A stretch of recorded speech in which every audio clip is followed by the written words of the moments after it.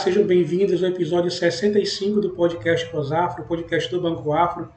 E antes de apresentar nossa convidada, eu quero deixar para vocês alguns recadinhos aqui. Você que nos assiste no YouTube, inscreva no nosso canal, compartilhe essa live, deixe seu like aqui também, que é bem importante para nós o seu like aqui, a sua interação, deixe também seu comentário aqui nesse vídeo.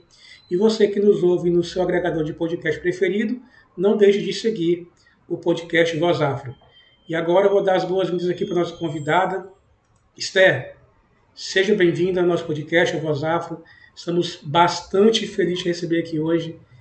E obrigado por ter aceitado nosso convite assim tão de bate-pronto. A gente queria gravar com você em março, mas a agenda estava daquele jeito, né? A gente conseguiu gravar agora em abril. E obrigado mesmo por estar aqui com a gente hoje.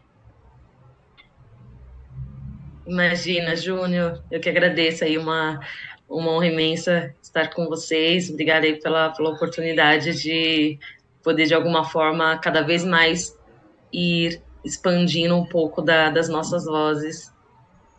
Com certeza. A gente tem uma pergunta aqui, Esther, bem de praxe assim mesmo, bem clichê, e sempre falo para todos os convidados. E a primeira mesmo, assim, para quem não te conhece, quem é Esther?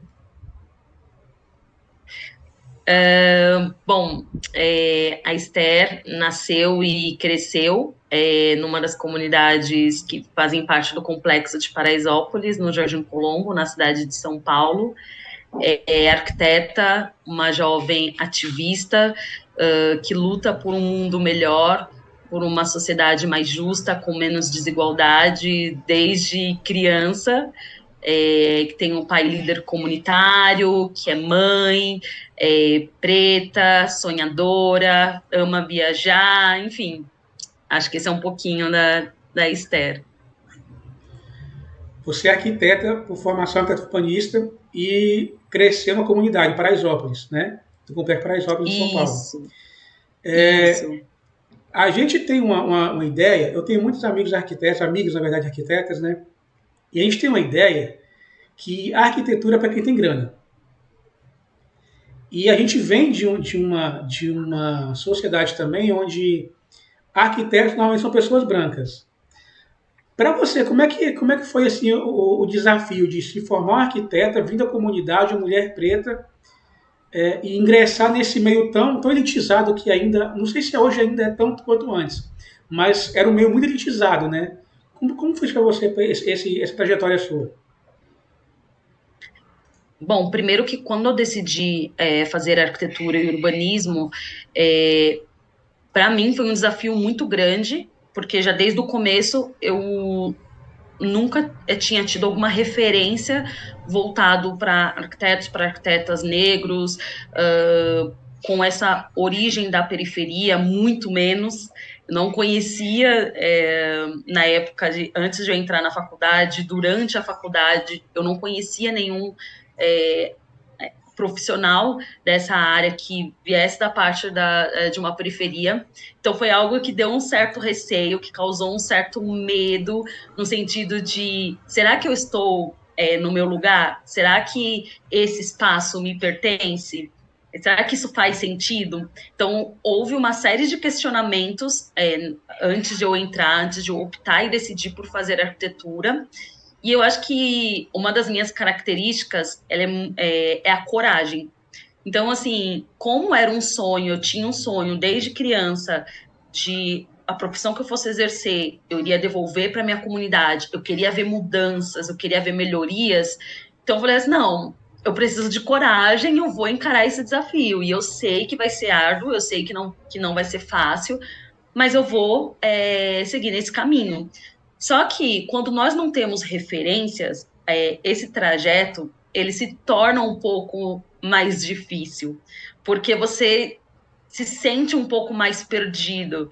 Então, assim, em vários momentos ao longo da universidade, eu me sentia um pouco perdida, porque eu falava assim, opa, peraí, parece que a arquitetura ela só está inserida para esse perfil, para essa classe social, que não tem muito a ver com a minha realidade, que não tem muito a ver com as minhas origens, e o que eu vou fazer? Será que é esse o caminho mesmo que eu devo trilhar? Então houve esse processo, essa confusão muito grande ao longo da comunidade, ao longo desse processo da minha formação. O que eu recebi de ajuda que deu uma facilitada, uma orientação um pouco melhor, foi um pouco dos esforços individuais por parte dos meus professores. Então, assim, em alguns momentos eu não tinha receio de falar, olha, eu sou da favela, meu objetivo aqui para estudar arquitetura é nesse sentido, com esse foco. Então, de alguma forma, eu preciso desse tipo de orientação. O que eu vou fazer para levar a arquitetura, que é tão elitizada, para a minha periferia? O que eu vou fazer? Então, eu tive um pouco do apoio dos meus professores, que foram ali me orientando, passando ali algumas referências, mostrando alguns caminhos, mostrando algumas técnicas, algumas ferramentas, e isso foi o que, de alguma forma, fortaleceu, conseguiu me instruir para hoje eu ter esse trabalho que eu sigo. Mas é algo assim muito complexo. Hoje não, hoje já se debate muito sobre arquitetura social, sobre urbanismo social, sobre planejamento urbano cada vez mais, sobre a diversidade, de ter diferentes perfis de profissionais na construção, no desenho da nossa cidade. Então, hoje esse perfil já mudou um pouco, mas para mim ainda foi difícil. O período em que eu estudei, que não faz muito tempo, né, tem uns 6 anos atrás que eu concluí a universidade, ainda assim não era algo que tinha muitas referências. E aí você falou da questão da faculdade em si, né? Quando você entrou, já era mais assim, mais miscigenado, acho que seria essa palavra, de ter mais pessoas negras dentro da sua turma também ou não? Era quase que uma cota mesmo, era predominantemente brancos e tal. Como é que foi também isso?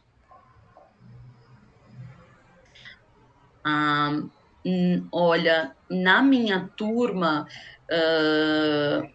eram assim, cerca de 30% das pessoas eram negros ou pardo. Então ainda não chegava nem a metade, ainda era uma minoria. E quando você colocava esse número, esse índice para pessoas das favelas, aí era menor ainda. Aí era uma coisa assim, de ter eu e mais uma pessoa, ou eu e mais duas pessoas. Então, era a questão da raça já era uma parte assim de não tão equilibrada, e a questão da classe também, de vir de favelas, de territórios mais periféricos, era menor ainda. E aí você falou da questão que há muito debate hoje em relação à acessibilidade com a arquitetura, né? Com acessar arquitetos hoje. Mas você ainda acha que ainda continua da mesma forma, assim como era antes? Não da mesma forma, mas ainda continua ainda com esse mesmo tabu de que arquiteto é para quem tem dinheiro para pagar? Que uma pessoa de classe D, C, D não pode, por exemplo, reformar um banheiro da sua casa com um projeto porque é muito caro, não tem condição de fazer isso? Continua isso ainda ou isso já tem caído mais em relação ao que era, sei lá, 1 ano atrás, 2 anos atrás? Bom, Júnior, excelente pergunta. Antes de responder, acho que uma coisa também que é bem interessante, que tem conexão com essa sua pergunta, é a questão de que, infelizmente, ainda nós temos muitos homens brancos, cis, enfim, que são os dominadores, de alguma forma, que estão ali na frente de projetos, tanto no desenvolvimento territorial, quanto em escritórios de arquitetura. Então, ainda assim, há uma maioria muito grande de homens brancos. Quando a gente fala na parte da arquitetura, houve uma mobilização, até por conta do CAL, Brasil, do CAL São Paulo, de inclusive dar mais voz às mulheres, dar mais voz às mulheres pretas, enfim. Então, houve, de um tempo para cá, também não tão distante, faz pouco tempo, que essa mobilização está crescendo, inclusive, para cada vez mais ter um certo equilíbrio.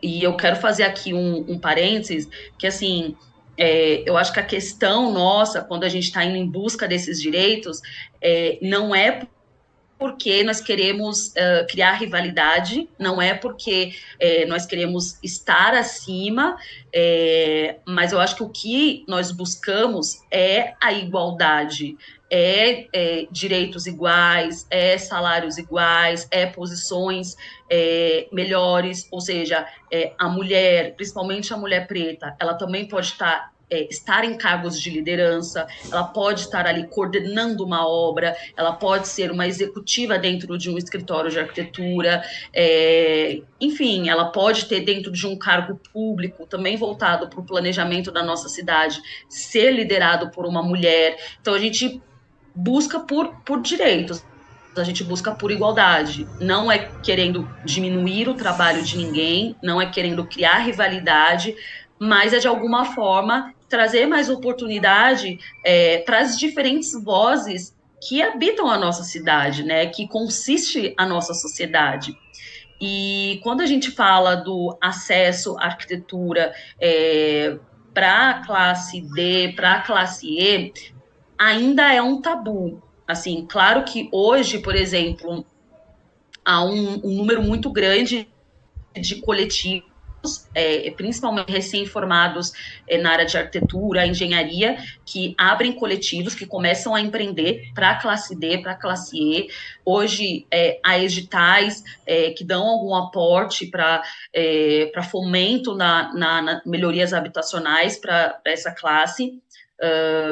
E, de certa forma, inclusive também bem espalhado por todo o Brasil, não concentrado apenas na região sudeste do Brasil, mas, de certa forma, há diferentes coletivos, há diferentes empreendedores, organizações que estão trabalhando, que estão cada vez mais fomentando a melhoria habitacional, a melhoria, o resgate de espaços públicos dentro de territórios periféricos. Só que, o que acontece?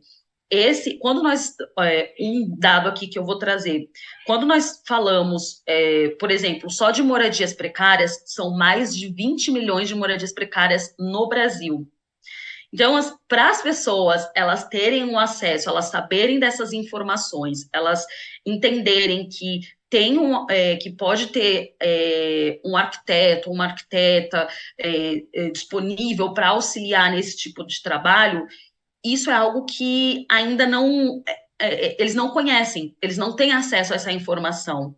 Então, por mais que há um número crescente, que está crescendo cada vez mais, o trabalho com arquitetura social, ainda há esse desconhecimento muito grande por parte da população sobre os seus direitos, sobre essa questão de que é possível ter, sim, um arquiteto planejando a sua casa, desenhando a sua casa, construindo junto com você, dando orientações.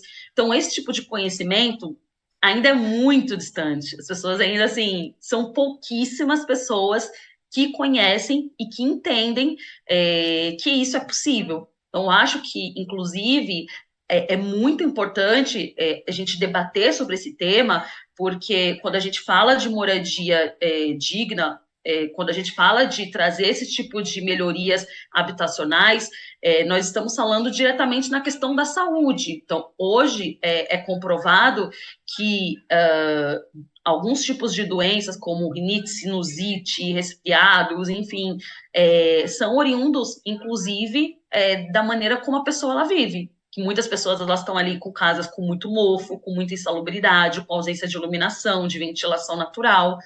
Então, assim, é o básico, é o direito. Toda pessoa deveria ter o direito à moradia digna. Infelizmente, não é assim. E, infelizmente, o acesso a esse tipo de informação ainda está muito longe. Como que as mídias pode, de alguma forma, facilitar, pode transmitir esse tipo de conhecimento e as pessoas, elas terem acesso, elas conseguirem mapear, bom, será que tem algum arquiteto, algum empreendedor que consegue ajudar na melhoria da minha casa? Onde eu posso encontrar? O que eu vou fazer? Então, essas informações as pessoas não conhecem, elas desconhecem, não tem isso. É um debate muito grande, que tem surgido recentemente, que é a questão de nós temos o SUS, que é a Unidade Básica de Saúde. Deveria também ter, entre aspas aqui, um SUS voltado para essa questão da moradia, porque aí as pessoas elas iriam conseguir acessar, saber onde encontrar essas informações, saberem onde encontrar os técnicos, ter um acesso mais fácil.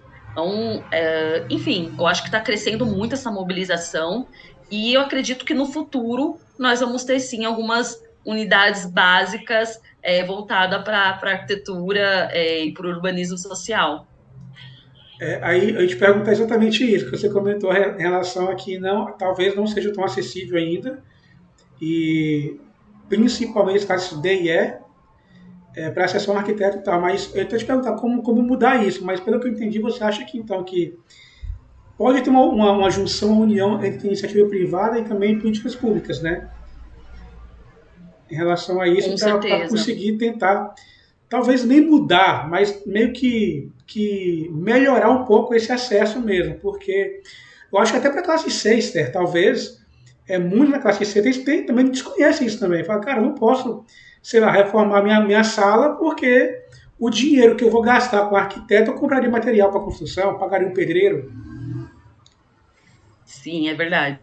É verdade, Júnior. Acho que você fez um questionamento muito interessante, inclusive voltado para a classe C, onde muitas pessoas elas acham que contratar um serviço de arquiteto é uma coisa de luxo, que é inviável, que é impossível, mas hoje há um leque de profissionais dessa área que, inclusive, com o intuito de fomentar cada vez mais o desenvolvimento territorial, com o intuito de trazer cada vez mais conforto, bem-estar para as famílias, promove uma série de trabalhos com preços em valores diferentes.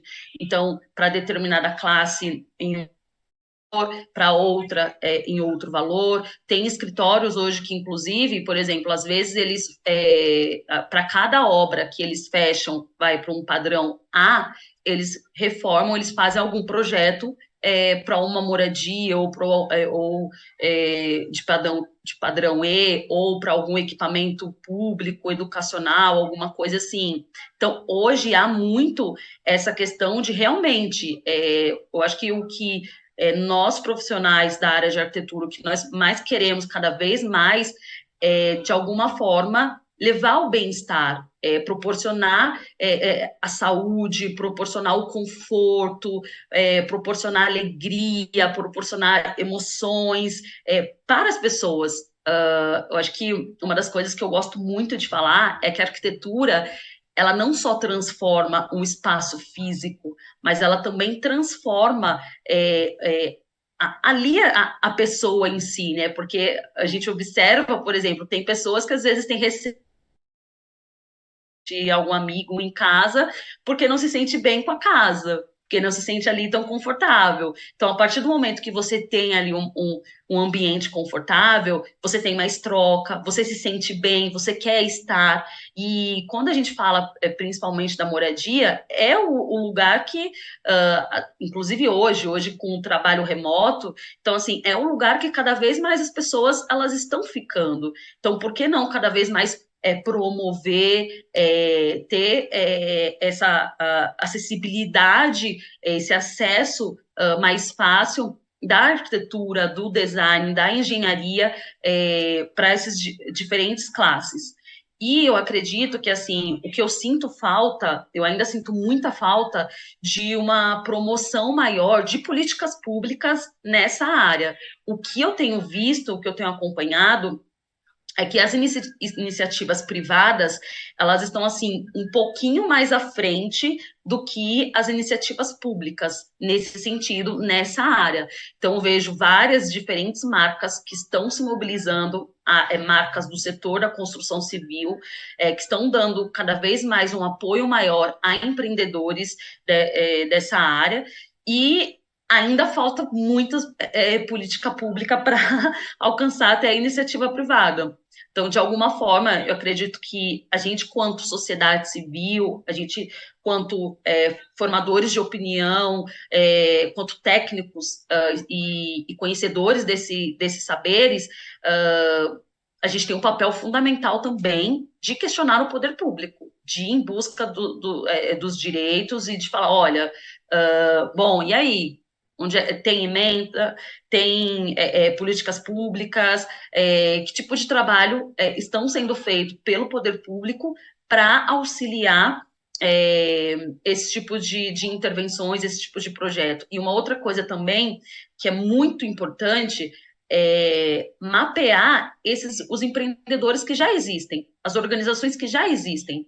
Então, a partir dessas organizações, desses coletivos, dos arquitetas recém-formados que estão entrando com esse tipo de trabalho, como que é possível dar mais ferramentas, como que é possível dar um acesso a recursos de forma mais rápida para o trabalho que já existe. Porque uma coisa também que é bacana, pelo menos das organizações que eu conheço, inclusive a minha, da qual eu trabalho, uma coisa que é muito interessante é a questão de que, assim, a maioria do que eu vejo, eles têm pesquisa, eles têm dados, eles têm um conhecimento também muito grande do território, que muitas das vezes o próprio poder público ainda não tem.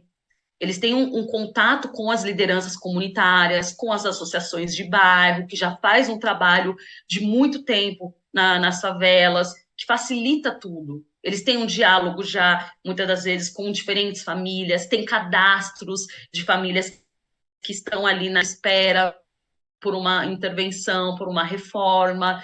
Então, o que eu vejo é que também tem certas políticas públicas que elas não podem, assim, começar do zero, como se já não existisse esses tipos de programas, esses tipos de projetos. Então, como cada vez mais dar acesso, confiar nessas organizações, nesses empreendedores que já estão realizando um trabalho incrível em diferentes lugares do Brasil.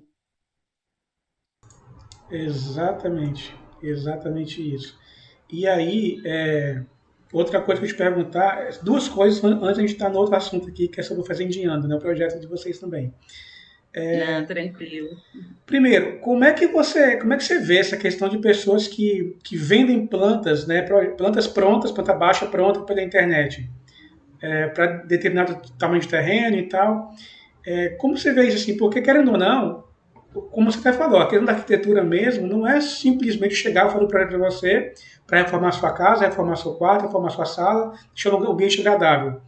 É todo um processo de que você vai estar ali inserindo de alguma forma no meio daquela família, no meio daquela casa ali, conhecendo a história para a partir daí desenvolver um projeto de acordo com aquela história.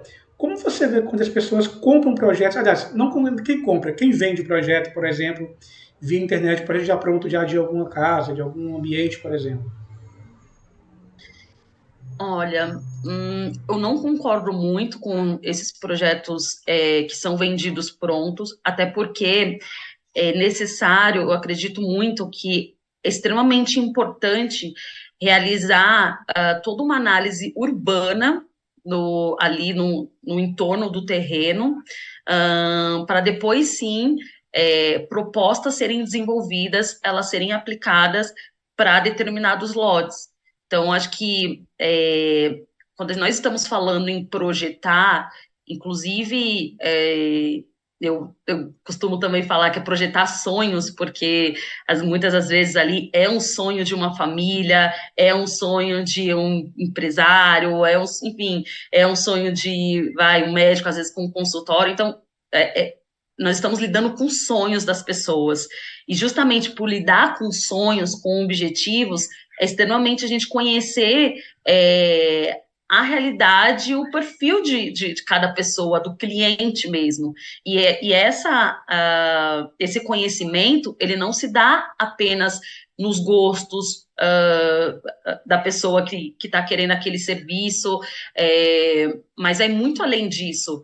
Hoje a gente percebe muito, principalmente falando agora aqui, dando uma contextualização, por exemplo, na cidade de São Paulo, que quase já não há lotes vazios, os espaços, enfim, estão extremamente ocupados, há poucos espaços livres, poucas áreas verdes também.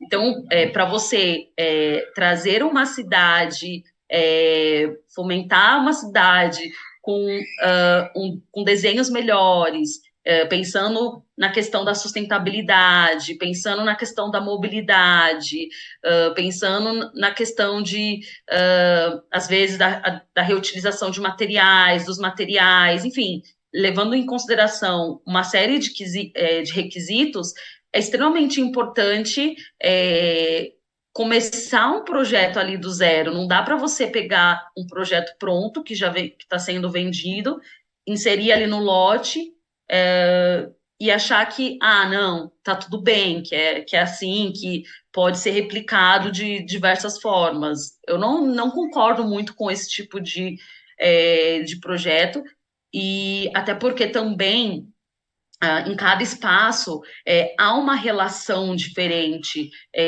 das pessoas, há situações diferentes. Tem espaços que, inclusive, há um declive acentuado, tem outros que são planos, tem outros que passam uma avenida, tem outros que não, que é uma rua. Então, precisa ter todo um carinho, toda uma cautela de analisar esse entorno, de entender como que ele funciona, para depois sim pensar na parte interna, para depois sim entender como de fato esse projeto ele vai ficar. Então, o que eu vejo muito aqui em São Paulo é uma réplica constante do mesmo ali, muitos carimbos, muitos carimbos, muitos carimbos, muitos carimbos, e muitas das vezes nesses carimbos, inclusive, vou citar aqui alguns exemplos de projetos de Minha Casa Minha Vida, que é tudo igual, e não tem comércio, e não tem área de lazer, e não tem equipamentos públicos perto, não tem equipamentos educacionais, aí a família para acessar de um lado para o outro é muito mais difícil, então não dá para seguir sempre esses mesmos padrões, sabe? Então, eu vou ali comprar o projeto pronto e achar que vai ficar ok. Tudo bem, às vezes pode até ser que sim, mas futuramente há uma série de problemas que eles poderiam ser evitados quando, de fato, você contrata um serviço de um profissional da arquitetura para estudar ali com você, para entender ali toda a conformação, toda a morfologia, toda essa análise urbana. Então, acho que, na minha opinião, nada contra, mas eu ainda assim sou a favor para cada espaço, é importante ter um projeto específico. Concordo 1000% com você. E eu não sou arquiteto, não concordo 1000%. E a outra pergunta que eu te fazer é em relação a você, mulher preta periférica. Um país como o nosso, bem machista como é o Brasil. Como é lidar com isso durante o dia a dia em obra, com pedreiro, com engenheiro, com cliente, com loja? Como é que é o seu dia a dia, assim, lidar com isso? Por toda essa questão, assim, talvez até das pessoas de alguma forma desacreditar do seu trabalho, da sua competência, confrontar achando que o que ele acha, que ele viu é melhor do que o que você projetou. Como é que é para você isso, Esther? Olha, agora já não é tão complexo como um pouquinho antigamente, porque há uma incredulidade muito grande, e eu tenho certeza absoluta que também essa incredulidade se dá pelo fato de, bom, mas ela veio desse contexto, Será que ela sabe fazer determinado projeto? Será que às vezes, enfim, por ela ser mulher, será que ela é capaz de estar coordenando, liderando tal ação, liderando tal projeto? Então, eu já senti isso muito, de diversas maneiras.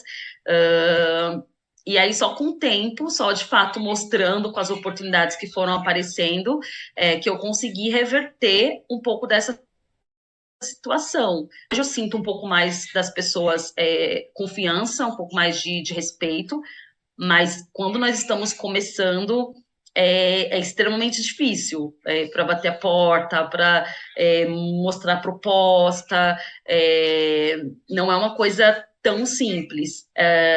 Inclusive, por exemplo, eu sempre estou lidando com algum pedreiro ou algo nesse sentido.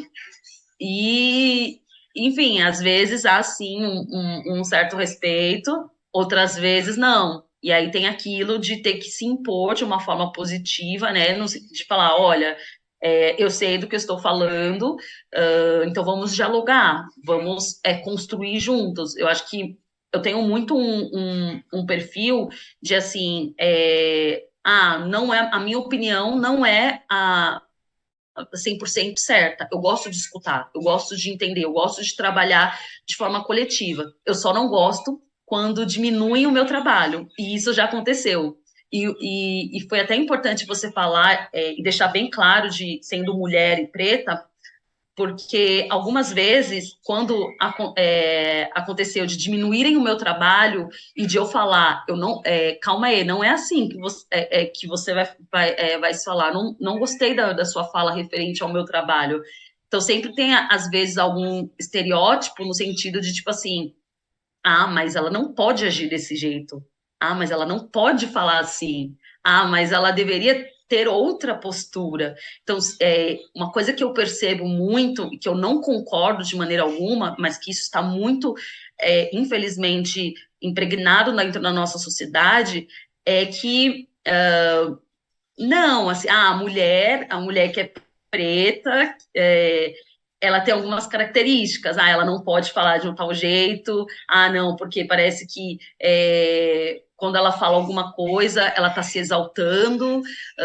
Então, tem uma série de coisas assim que, ao longo dessa minha caminhada, eu tive que tentar contornar, que tentar rever, que tentar assim me impor muitas das vezes, mas me impor nunca, nunca nesse sentido de me exaltar, mas para falar assim, olha, eu também tenho direito à fala, olha, eu sei o que eu estou falando, olha, o meu projeto é assim, não desvalorize a minha luta. E se tem uma coisa que eu fico muito, muito, muito indignada é quando alguém desvaloriza a minha luta, porque não é uma luta da Esther, não muitas das vezes não é só um projeto da Esther, tem muitas mãos envolvidas. Então, de certa forma, quando vem alguém para diminuir, para menosprezar, para uma série de coisas, para falar, não fala assim, você precisa se impor assim, você precisa falar desse jeito, você precisa agir desse jeito, aí eu vou lá e eu falo, calma, não é desse jeito. Eu sei sim o que eu estou falando, eu tenho sim propriedade, e muita propriedade para falar, para apresentar tal projeto, para coordenar tal ação, para estar em uma posição de liderança. Então, eu sempre tento reverter um pouco, de alguma forma, essa situação. Mas eu espero que mude, porque eu acho que isso não é o correto. E é engraçado que, como você falou, né? A mulher preta está sendo tida como escandalosa, né, Esther? Ela não pode ser Tem firme porque é muito escandalosa, é isso. agressiva. A gente tem um exemplo muito, muito recente no Big Brother, que está passando agora. Eu lembro Sim, que eu antes vi, da, eu antes da, acompanhei esse caso. Da Tina ser Da eliminada, Angola, preta. exatamente, ela era, cara, só era firme nas posições dela, mais nada. Mas não, ela é tida como pessoa grossa, mal educada, desequilibrada. E a gente vê outros participantes que têm um pouco menos de melanina na pele, né? Que são agressivos, são xingam pra caramba e tá de boa. Tá tranquilo, é aceitável, sabe?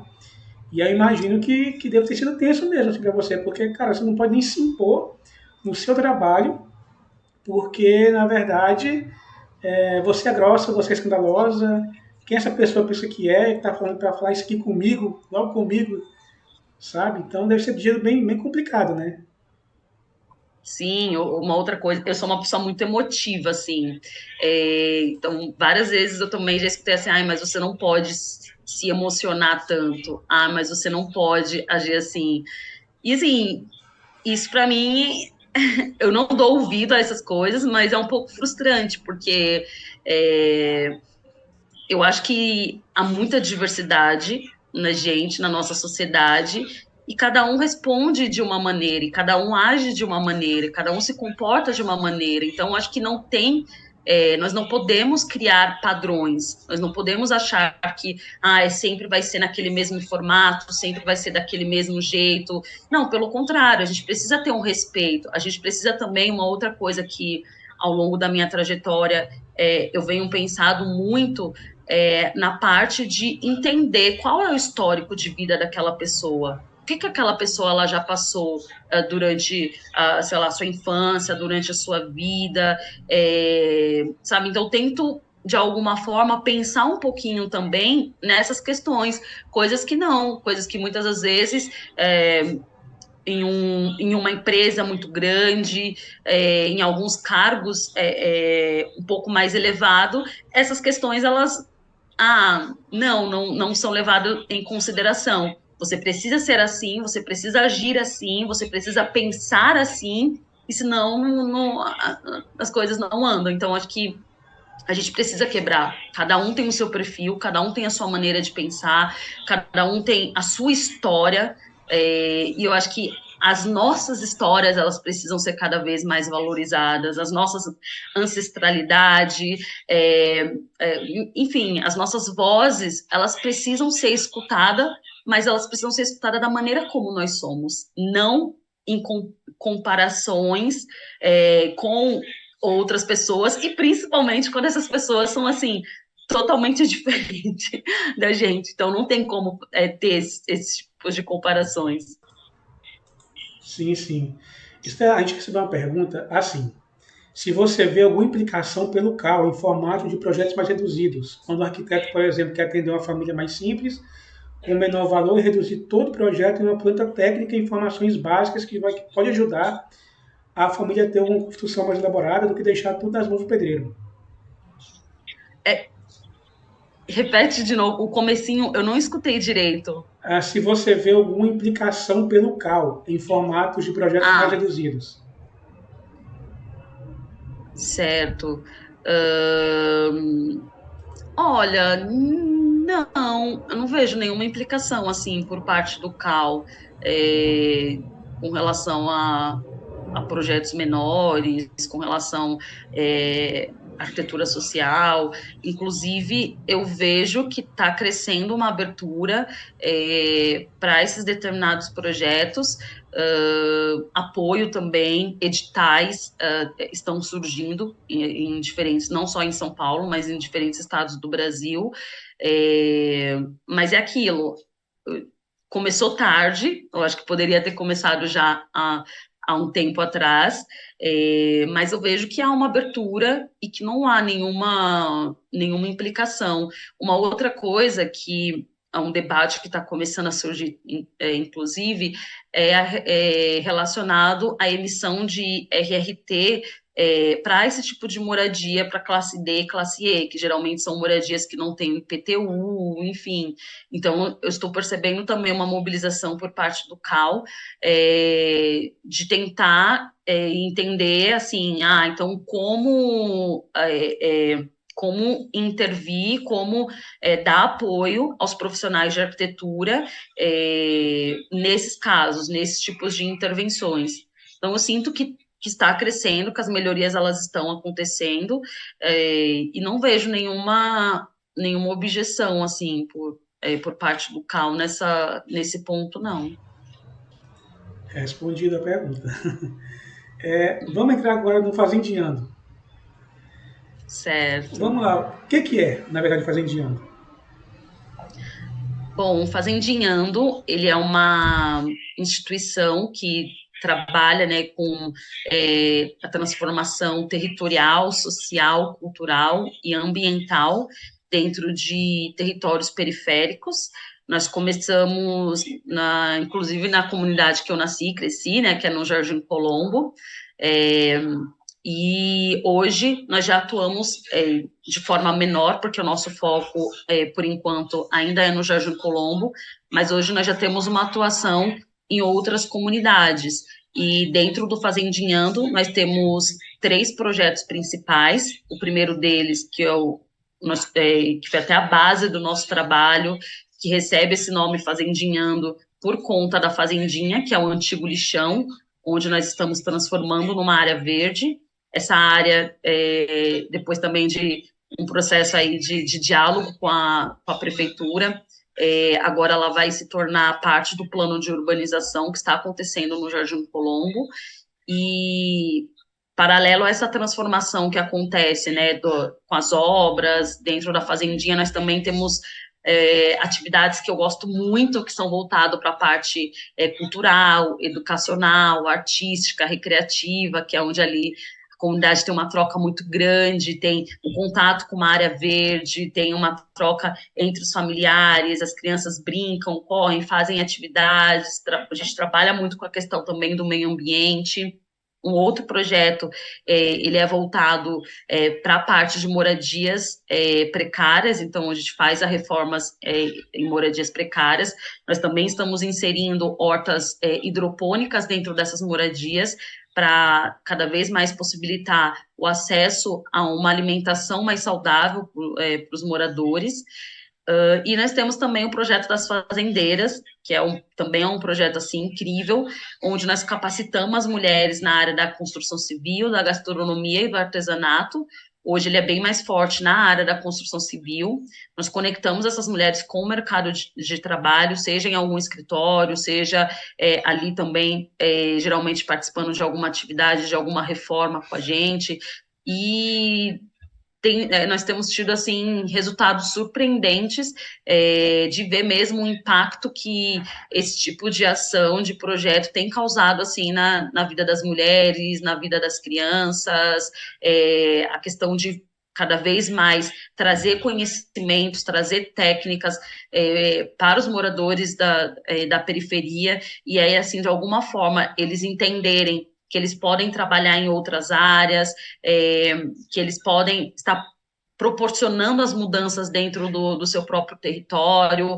Então, isso é extremamente importante, assim, para a gente, tem causado resultados incríveis. Isso da capacitação das mulheres, né, para lidar, por exemplo, com a construção civil. Foi pensado como, assim, foi muito mais para uma questão de profissionalização também, né, porque a gente sabe que a comunidade tem muitas mulheres que são mães solo e tal, precisa de uma renda ali para manter seus lares. Foi pensado nisso ou também, assim, foi pensado nisso também numa quebra também de paradigma também de que mulher normalmente não está na construção civil, a não ser em cargos como arquiteta, hoje mais, né, como engenheiras também, mas não ali com a mão na massa mesmo. Foi pensado em que, assim, essa questão das mulheres em si, na construção civil? O projeto das fazendeiras, ele é mais recente, ele surgiu em 2020, durante a pandemia, porque nós tínhamos um número muito grande de mulheres desempregadas, mães solo, mulheres com baixa escolaridade, e isso não é Esther falando, são dados, pesquisas, nós estivemos realizando essas pesquisas e constava esse número muito grande de mulheres com essas características, e de alguma forma a gente queria promover a empregabilidade, entendendo a importância dessas mulheres na estrutura familiar. Hoje a gente sabe que quando a gente dá oportunidade para as mulheres, toda a estrutura familiar, ela muda a vida ali de uma criança, muda a vida, às vezes, de uma avó, porque hoje nós temos um número muito grande de mulheres que são chefes de família. Então, com esse intuito, entendendo essas necessidades, essas demandas, e também uma questão de ter muitas moradias precárias, como que a gente consegue empoderar essas mulheres? Como que a gente consegue levar o acesso à informação? E eu abro até aqui um parênteses, no sentido de falar, ainda há um problema muito sério de promover a educação, de promover o acesso, às vezes, a determinadas oportunidades, muito, muito distante nos territórios vulneráveis, em territórios periféricos. Então, uma das coisas que a gente gosta muito de fazer é justamente também levar esse acesso ao conhecimento. Então, a gente queria dar voz a essas mulheres, empoderá-las mesmo, mostrar que elas poderiam reformar suas casas, mostrar que elas poderiam trabalhar com outros tipos de trabalho. Muitas dessas mulheres, elas estavam acostumadas a realizar trabalhos de domésticos, de babá, em restaurantes, e não estava tendo, durante a pandemia, eram áreas que não tinha mais essas oportunidades. Então, em que área, como que a gente consegue trazer outros tipos de opções para essas mulheres também? E aí foi que surgiu a ideia do projeto das fazendeiras, e é muito interessante, porque hoje a gente percebe, a gente tem um número de mulheres trabalhando no mercado da construção civil, desde pintura, com elétrica, sendo azulejista, com hidráulica, enfim, com diferentes áreas, sendo mestre de obras também, então isso também é muito bacana falar.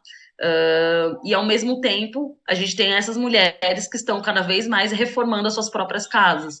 Eu falei no comecinho da gravação que nós temos um número muito grande de moradias precárias.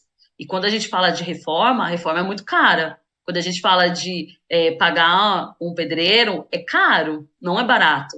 Então, quanto mais a gente for capacitar mulheres para elas entenderem que elas também podem fazer esse tipo de serviço, cada vez mais a gente vai ter um número menor de moradias precárias. Então, surgiu com esse intuito e a gente tem visto que tem cumprido os seus objetivos. E vocês têm algum apoio da iniciativa privada, da iniciativa pública também? Como é que tá? Porque eu vi que no site tem até um espaço para doações, né? Quem quiser fazer alguma doação, clica lá, faz doação no site lá. Mas tem um apoio assim mais incisivo da iniciativa privada ou pública?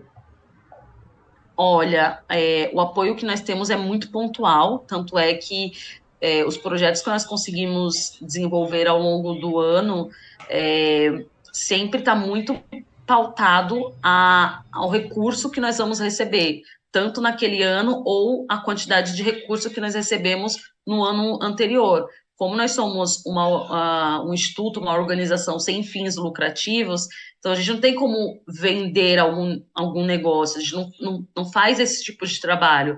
Então, o tempo todo, nós estamos ali dependendo de doações para a execução do trabalho que a gente desenvolve.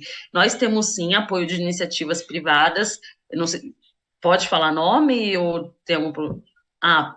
por exemplo, Casa Cor, que é a maior amostra de arquitetura e design da América Latina, no ano passado nos apoiou muito, não só com a doação de materiais, onde nós conseguimos reaproveitar dos ambientes que foram feitos e aproveitar realizando novas intervenções, mas com recurso também. Já recebemos apoio de tinta coral, de universidades, de colégios particulares, entre eles o Colégio Santo Américo, o Colégio da Evenus, são dois colégios que ficam próximos do Jardim Colombo. Eu não vou lembrar aqui o nome de todas, mas é muito mais assim de uma forma pontual, não tem assim uma recorrência, nós não temos doações recorrentes. Então, quando nós vamos realizar umas intervenções, no final do ano passado, nós entregamos para a comunidade um playground. E para a gente conseguir fazer esse playground, nós tivemos que abrir uma campanha. E aí teve apoio de escritórios, de arquitetura, que também é extremamente importante, mas é muito assim, durante a pandemia, nós recebemos apoio de bancos, nós recebemos apoio de grandes instituições, da sociedade civil, mas depois da pandemia, enfim, lá para o meio de 2021, essas doações elas foram parando conforme os meses eles foram passando. Mas basicamente a gente sobrevive assim com apoios de pessoas físicas também que acabam doando, mas é muito de uma forma pontual. Uma coisa que fez muita diferença para a gente esse ano foi o projeto do Salic, que ele é como se fosse da Lei Rouanet. Então, o festival, recentemente, agora dia 2 de abril, nós tivemos um festival que ele foi feito a partir da Lei de Incentivo à Cultura, e esse festival, assim, lá na Fazendinha, nós tivemos cerca de 700 pessoas. E não só a quantidade de pessoas participando do festival, mas também nós conseguimos fomentar a economia local. Então, tivemos capacitação para as fazendeiras receberam para fazer os pratos. O festival ele foi focado na cultura nordestina. Então, distribuímos mais de 450 marmitas para os moradores, feito pelas próprias fazendeiras, os artistas ali também estavam sendo remunerados, conseguimos fazer instalações de diversos brinquedos também com esse recurso. Então, é um mecanismo também que a gente tem visto que funciona e que tem causado um impacto também muito, muito grande. A gente sempre, às vezes, eu escuto muitas pessoas falarem, né, de apoio à cultura, de recurso à cultura, só que, assim, há muitas organizações que fazem um trabalho seríssimo quando recebe esse apoio de lei incentivada. Então, acho que isso faz uma diferença muito grande. Por parte do poder público, a gente tem um diálogo aberto com eles, mas ainda apoio assim com recursos é um pouco distante. Vamos ver se com o projeto da Fazendinha, agora que está dentro do plano de urbanização, se vai ser a continuação das obras vai ser executada por eles. Aí, quando você fala em poder público, quando a gente está falando de poder público estadual em São Paulo, municipal no Estado de São Paulo ou federal mesmo, assim? Municipal. Municipal, né? Isso. Outra coisa que eu vi no site também, lá tem uma campanha, né, um novo lar para Tiquinho, que acho que é um morador, né, da Sim. comunidade e tal. Vocês fazem essas campanhas também, assim, de acordo com a necessidade também? Por exemplo, conseguiu agora a arrecadação de tudo, vamos construir um novo lar para Tiquinho, ok. Construiu tudo ok ali. Aí vocês vão lá e fazem uma nova campanha para um outro lar também de outra família, como é que funciona? E se quiser, pode falar também, tá? Sobre o lado do Tiquinho e tal, dessa campanha que está rodando. Sim, boa pergunta. Em relação às moradias, hoje nós já realizamos a reforma em bem mais de 50 ambientes no Jardim Colombo, não só no Jardim Colombo, tivemos intervenções também no Porto Seguro, participamos de mutirões em outras comunidades do estado de São Paulo, e geralmente eles acontecem assim, nós recebemos doações de materiais, e a gente remunera alguma fazendeira, dependendo do trabalho, algum pedreiro também, e eles realizam essas obras. Nós temos também algumas reformas que acontecem por mutirão, então os alunos vão até a comunidade, colocam a mão na massa, há uma coordenação das fazendeiras para esse tipo de ação, e eles levam os materiais, eles doam os materiais que são necessários. Nas capacitações que acontecem das fazendeiras, como as capacitações práticas são nas próprias casas delas, então também fica mais fácil da gente ter um aumento desse número de reformas. Mas para a parte de campanha, é a primeira vez que a gente está fazendo uma campanha para uma casa. As reformas que nós realizamos, geralmente elas acontecem assim, de doações, iniciativa privada, da sociedade civil, alguém está ali reformando, não uso mais aquele material, quero doar, então segue mais nesse modelo. Na casa do Tiquinho, a casa do Tiquinho, ele tem 4 metros quadrados, então, assim, é a menor casa do Brasil, e por ter essa dimensão, não tem acesso à água, não tem banheiro, não tem geladeira, Então, assim, nós criamos um projeto, uma proposta, onde ele vai conseguir ter um banheiro, nós vamos fazer a ampliação da casa, então ele vai ter esse banheiro, ele vai ter ali um lavatório, uma pia, um refrigerador pequeno, a gente vai conseguir trazer mais dignidade. Só que, por ele ter essas dimensões tão pequenas, há muitas das coisas que nós iremos fazer vai ter que ser sob medida. E por ser sob medida, é um pouco mais caro. Então, nós resolvemos fazer uma campanha para a casa dele, para de alguma forma a gente conseguir realizar a reforma completa da casa do Tiquinho. Ele é um senhor, uma pessoa muito ativa na comunidade, participa de mutirões quando nós temos, está sempre ali à disposição para ajudar. Então, foi um dos motivos, inclusive, da gente fazer a seleção da casa dele, mas porque também, assim, pleno século XXI, do lado do Morumbi, ter casas que ainda não têm acesso à água, que não tem banheiro.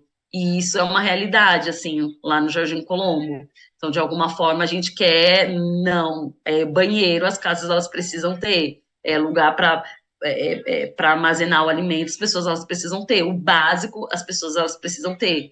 Então, foi mais nesse sentido. Então, assim, se alguém quiser apoiar de alguma forma, a campanha ela ainda está aberta, parte dos materiais nós já conseguimos com o escritório de engenharia, mas a outra parte de marcenaria, que é um pouco mais cara, alguns eletrodomésticos, nós ainda não conseguimos, e vamos seguir na campanha para, de fato, trazer um novo lar, trazer mais dignidade para o Tiquinho que tanto merece. E para quem quiser participar e doar, vai estar aqui no link na descrição, aqui vai estar o link aqui do site também. É só chegar a clicar lá, tá escrito como Tiquinho Campanha. Só clicar e vai ver lá no final, lá rolar um pouco. Ler um pouco sobre o projeto também, já falou bastante aqui já sobre ele. Mas se quiser ler um pouquinho no site pessoal, ler, né, Esther?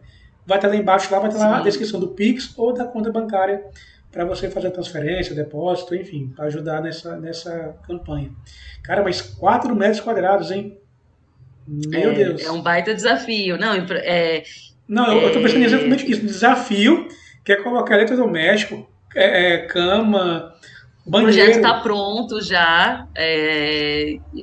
Enfim, então, quem tiver alguma dúvida a respeito de como que vai ficar, a cama vai ser elevada. Na verdade, ela já é elevada, só que está com uma estrutura muito precária.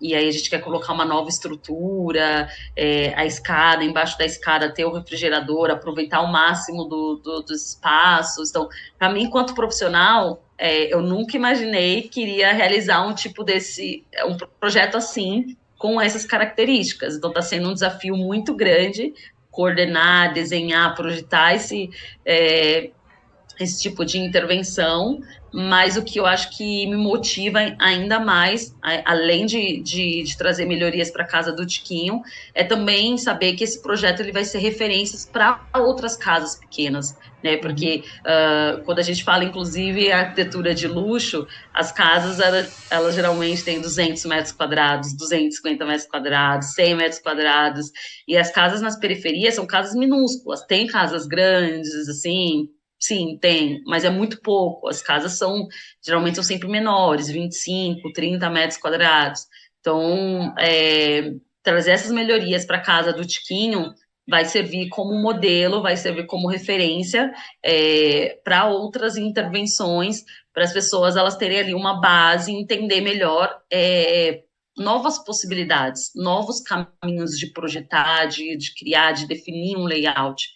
Então, acho que vai ser um projeto, querendo ou não, também muito educativo. Então, enfim, vai ser legal. Acompanha aí as nossas redes, que a gente vai estar compartilhando aí todo o processo, toda a transformação. Eu vou acompanhar assim. Acho bem bacana essas mudanças assim, acho bem legal essas transformações. Você falou a questão dos apoios que você recebe, você citou algumas empresas, né, algumas iniciativas que apoiam vocês. O CAL em si apoia? Para quem está ouvindo aqui não sabe que é o CAL, depois você pode falar um pouco sobre o que é o CAL. Eles apoiam porque, assim, eu acho muito caro o que vocês pagam de anuidade. Eu acho muito caro. Eu acho que o mínimo que deveriam fazer são apoiar projetos sociais, o mínimo. Sem contar que deveriam dar mais, como dizer, mais assistência, mais cursos, mais está mais próximo da profissional que paga essa anuidade, que não é barato. E a gente sabe que a arquitetura teve um boom no Brasil durante algum tempo atrás, de muitos arquitetos sendo formados e tal. E arrecada muita grana, cara. É muita grana que arrecada. Porque até para você exercer, você está com o carro em dia. Exatamente, Eles sim. apoiam de alguma forma? Ou nunca Bom, apoiaram? primeiro já começar falando que o meu CAL está em dia, que eu pago desde que eu me formei, eu sempre estive pagando.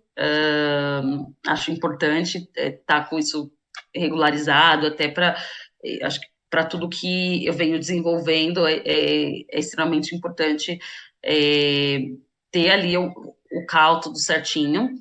Ahn, o Cal Brasil, a equipe do Cal Brasil já esteve no Jardim Colombo, já esteve, inclusive, divulgando bastante as nossas ações, os nossos projetos. Isso, para mim, foi uma surpresa muito grande, porque eu não imaginava, se eu fosse pensar na época que eu estava estudando, fazendo faculdade, que esse tipo de conteúdo não era publicado nas redes do Cal, e hoje já está sendo publicado e com frequência, então me alegra muito, e não era uma coisa que eu imaginava, que eu esperava.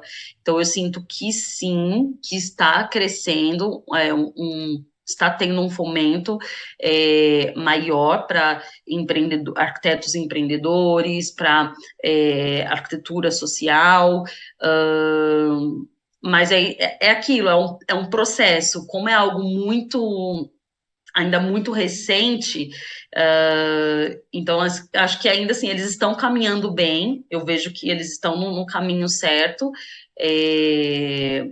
mas acho que quando tiver também ali apoio do poder público, inclusive de outras iniciativas privadas, é, vai fluir, as coisas elas vão fluir melhor, de uma forma melhor. Outra coisa que eu vejo, que eu já mencionei também, são editais. Então, por exemplo, o caldo, acho que Rio Grande do Sul, se eu não me engano, eles criaram uma iniciativa que nenhuma casa sem banheiro, alguma coisa mais ou menos assim. Não sei se tinha um limite, uma quantidade de moradias, mas eles lançaram esse edital, então trouxe mais oportunidade, mais emprego também para arquitetos, e ao mesmo tempo essa melhoria tão importante, tão básica que é. Então, acho que sim, eu não tenho uma crítica para falar em relação ao CAL, mas eu acredito que assim, que precisa crescer, precisa aumentar. Eles estão indo no caminho certo, mas eu sei que ainda há outros meios, mecanismos de aumentar, de fortalecer cada vez mais as nossas vozes.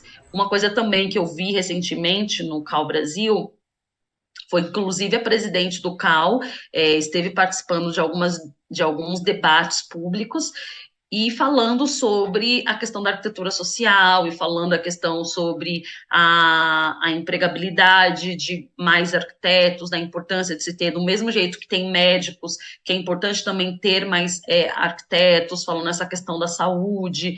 Então, assim, dá para perceber, é notório, é nítido que há sim essa preocupação em relação a isso, e aos poucos, se depender das pessoas, pelo menos que eu vejo que estão nessa linha de frente, essas mudanças elas vão crescer cada vez mais. E você falou em crescimento algumas vezes nessa fala. E aí me veio uma pergunta que eu te fazer também sobre isso. Hoje, o Fazendiano está em São Paulo, na cidade de São Paulo, em Paraisópolis, e Isso. você falou que fez também outras comunidades também já alguns trabalhos. Pretende levar ela para outras cidades do Brasil, tipo Rio de Janeiro, por exemplo, que tem favela pra caramba também, muita comunidade. Nordeste do Brasil, que tem assim, a situação lá não são pobres, são paupérrimos. Eu acho que é um pouco pior ainda do que São Paulo, que Rio, por exemplo, que são cidades muito grandes, mas o Nordeste também sofre muito também com isso também, com estrutura de saneamento básico, moradia, um Sim. monte de coisa assim. Vocês pretendem assim levar para outros estados também, para outras cidades, ou por enquanto, não, nosso foco é São Paulo, talvez fazer isso daqui a algum tempo? Sim, nós temos esse objetivo a médio e longo prazo. É, eu acho que agora, no momento, a gente está, assim, digamos que até concluindo uma fase muito boa, muito interessante no Jardim Colombo, porque obras de urbanização que estão acontecendo, são essas reformas em moradias precárias, capacitação para as mulheres, as atividades que estão acontecendo com as crianças. Tem um outro espaço que fica próximo do Jardim Colombo, que nós vamos criar uma horta que a gente vai trabalhar com a agricultura urbana. Então, o que eu sinto é que cada vez mais as coisas na comunidade ela tem crescido e tem se estruturado de uma maneira muito interessante. Então, e aí a gente sente, inclusive, nós já sempre, algumas pessoas, algumas lideranças comunitárias entram em contato com a gente, queria desenvolver tal projeto no meu estado, ou queria fazer tal reforma na minha casa, queria tal capacitação, levar o projeto das fazendeiras para tal comunidade. A gente já recebeu esse tipo de convite, mas o que acontece é que ainda nós não temos estrutura financeira para alçar esses novos voos. Com certeza, se nós tivermos um aporte maior, a gente vai conseguir, e é sim um objetivo nosso, principalmente com o projeto das fazendeiras, da fazendinha, onde há várias áreas que são lixões, que podem ser hortas, que podem ser espaços de lazer. Então, nós temos hoje uma metodologia que funciona, que é eficaz, que ninguém ali está enriquecendo, que ninguém ali está enganando, que tem uma transparência, que tem governança, que tem uma seriedade muito grande, que é uma das coisas, inclusive, que a gente preza muito, é a transparência, já que o recurso não é nosso, mas tem essa questão ainda de pouco recurso. A gente trabalha, a gente faz muito mesmo, com pouquíssimo recurso, com muitas das vezes com voluntários, inclusive, de diferentes áreas, de diferentes profissões, mas a gente quer, sim, há uma necessidade das metodologias que a gente desenvolve, não só no sentido, acho que uma coisa que é muito bacana, que é os projetos que nós desenvolvemos, né, ele não tem só essa transformação de trazer a melhoria para um espaço, mas de conscientizar os moradores, de criar vínculos, de empoderar as pessoas, de dar voz às pessoas, de mostrar para as pessoas que elas não precisam ficar dependendo ou esperando, às vezes, poder público, alguma coisa fazer por elas, mas que elas podem fazer por si próprias. Então, é uma metodologia muito rica e que a gente quer, sim, a gente sonha, sim, em expandir, em desenvolver em outros territórios do Brasil, quem sabe fora do Brasil também, mas isso vai depender muito dessa do apoio que a gente for recebendo ao longo dos anos. Esther, estamos chegando aqui ao final do episódio, já estamos mais de uma hora aqui já nessa conversa aqui, está sendo muito bom, muito legal mesmo, estou curtindo bastante. E aquela pergunta de prática que a gente faz também, como a Esther se enxerga e como você vai ter o Fazendiano daqui a 5 anos? Ah, bom, olha, difícil, pera. Nossa, que pergunta difícil. Ah, eu acho que assim, vou responder aqui primeiro pelo Fazendinhando, eu vejo daqui a 5 anos uma instituição maior não só a nível de projetos, mas também de equipe, de pessoas trabalhando dentro da organização. Quem sabe, se a gente está falando de 5 anos, então quem sabe também uma atuação em algum outro estado, em algum outro território. Então, pode ser que isso seja possível. Então, enfim, eu imagino algo nesse sentido.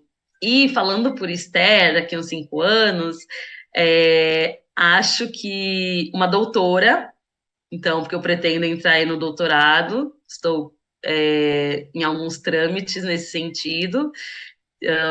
Enfim, quero muito ali ser a primeira da minha favela a ter esse diploma de doutorado. Eu acho que vai ser muito representativo.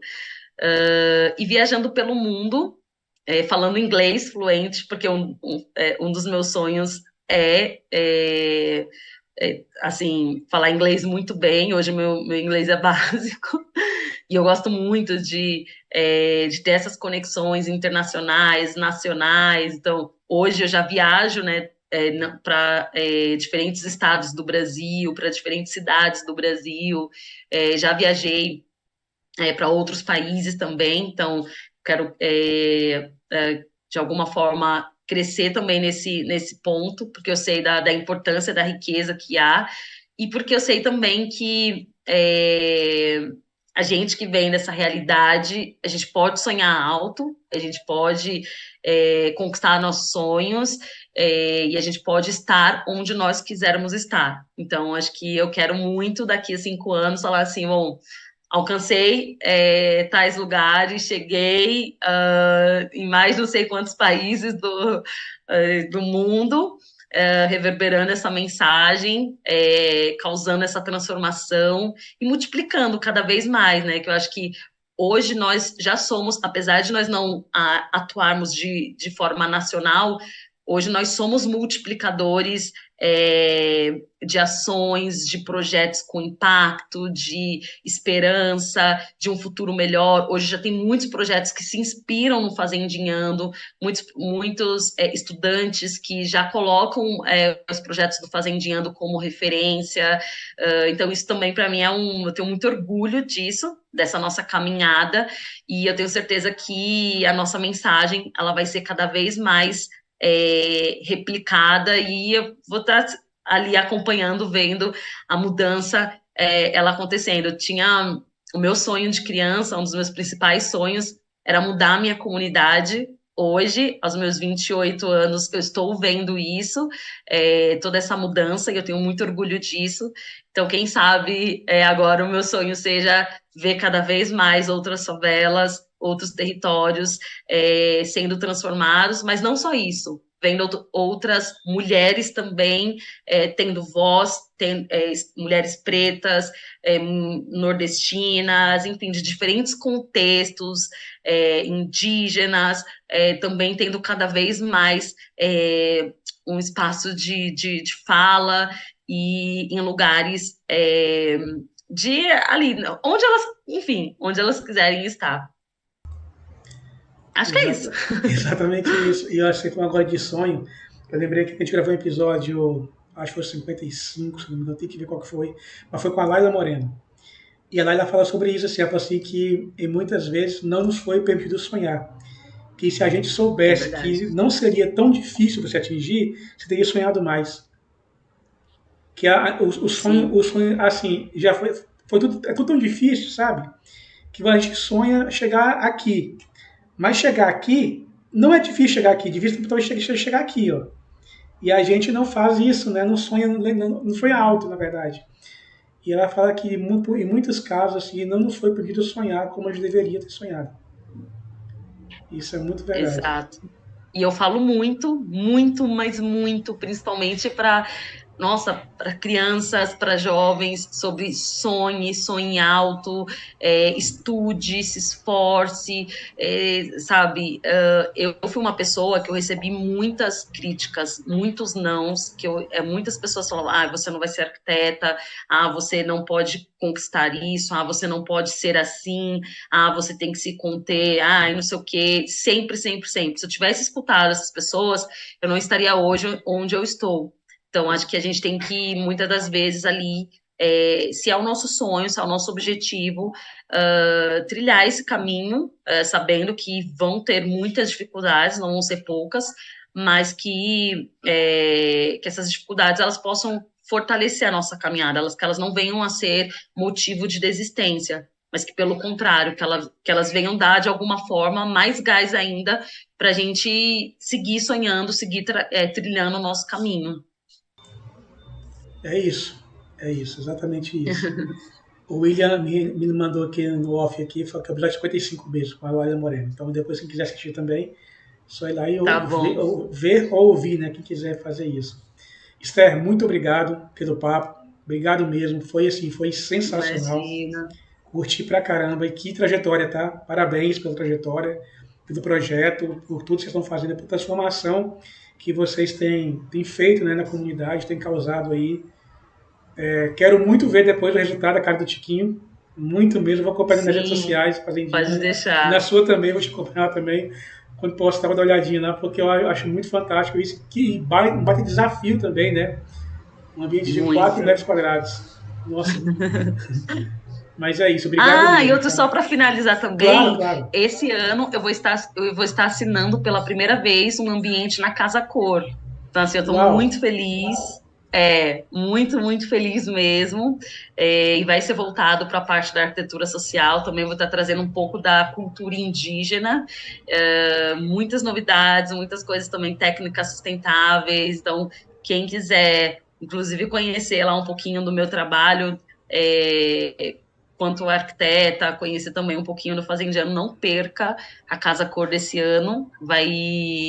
A inauguração começa no dia 30 de maio e fica até o dia 6 de agosto. Casa Cor São Paulo. Isso, Casa Cor São Paulo. É isso aí. Então, vocês aí, não só arquitetos, qualquer pessoa que chegar para conhecer mais do projeto, vai lá visitar o stand lá. Se eu for a São Paulo nesse período, eu vou fazer questão de ir lá visitar e conhecer um pouco. Perfeito. Tá bom? Tá bom, Júlio. Esther, muito obrigado mesmo, tá? Obrigado de verdade. Imagina, que agradeço. E você que nos acompanhou até aqui, né, nesse episódio, nosso muito obrigado também. Não deixe de curtir esse episódio, deixar seu like aqui, deixar seu comentário, compartilhar essa live também com todo mundo e com geral também, não só para arquitetos, tá, gente? Para todo mundo também.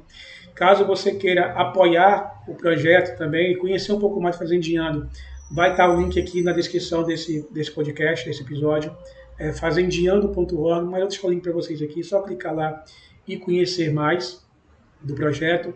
Siga a gente também no Instagram, @podcast Voz Afro, e estamos também no TikTok como Voz Afro também.